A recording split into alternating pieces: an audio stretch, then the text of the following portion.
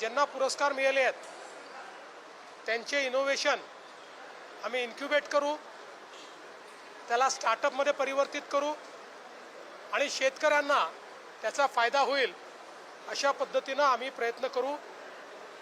मागील वर्षीच्याही ॲग्री हॅकेथॉनमधील जे विजेते होते त्यापैकी 4 प्रॉडक्ट्स आता मार्केटला आले आहेत, 12 अजून मार्केटमध्ये येण्याच्या तयारीत आहेत।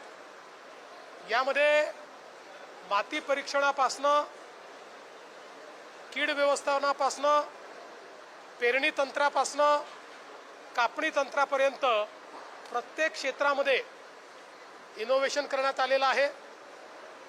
ज्या गोष्टी आपण शेतीकरता वापरतो त्या प्रत्येक गोष्टीत अतिशय ऑप्टिमम त्याचा उपयोग कसा करायचा की जेणेकरून उत्पादन खर्च कमी होईल, पाणी कमीत कमी लागेल, युरिया असेल, DAP असेल, न्यूट्रिएंट्स असतील, या प्रत्येक गोष्टीचं रॅशनलायझेशन करणाऱ्या अशा प्रकारच्या हे सगळे प्रयोग आहेत।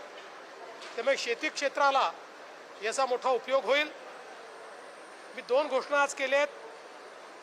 हे जे पुणे ॲग्री हॅकेथॉन आहे हे पुढच्या वर्षीपासनं संपूर्ण महाराष्ट्राच्या स्तरावर आम्ही करू, त्याला महाराष्ट्र ॲग्री हॅकेथॉन म्हणण्यात येईल आणि याच्यामध्ये पहिला पुरस्कार दरवर्षी एक पहिला पुरस्कार हा स्वर्गीय अजितदादा पवार यांच्या नावाने देण्यात येईल। ते आता ठरवू, पुण्यात करू। कर्जमाफीच्या संदर्भातली आमची तयारी अंतिम टप्प्यामध्ये आहे।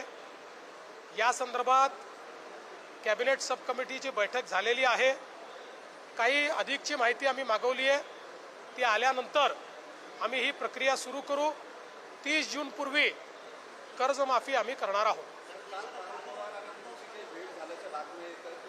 काल मला पार्थ पवार येऊन भेटले, काही 2-3 प्रशासनिक विषय होते, काही राजकीय विषय होते, त्याच्यावर त्यांनी माझ्याशी चर्चा केली।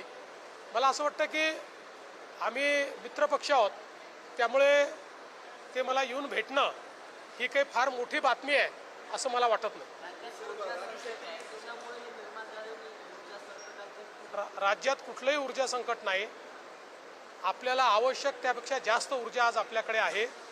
एखाद्या ठिकाणी कधीतरी ग्रीड फेल्युअर होतं, त्यामुळे काही काळाकरता, काही तासांकरता संकट तयार होतं, बाकी राज्यात भरपूर वीज आहे।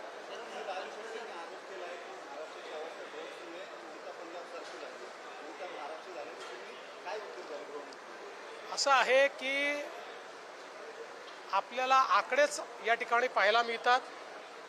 पंजाबची स्थिती काय, इतर राज्यांची स्थिती काय आणि महाराष्ट्राची स्थिती काय आहे। त्यामुळे महाराष्ट्राला अशा पद्धतीनं बदनाम करणं हे राजू शेट्टींना शोभत नाही। अर्थात अंमली पदार्थ हा एक हे मोठं आव्हान आहे, केवळ महाराष्ट्रासमोर नाही संपूर्ण देशासमोर आहे।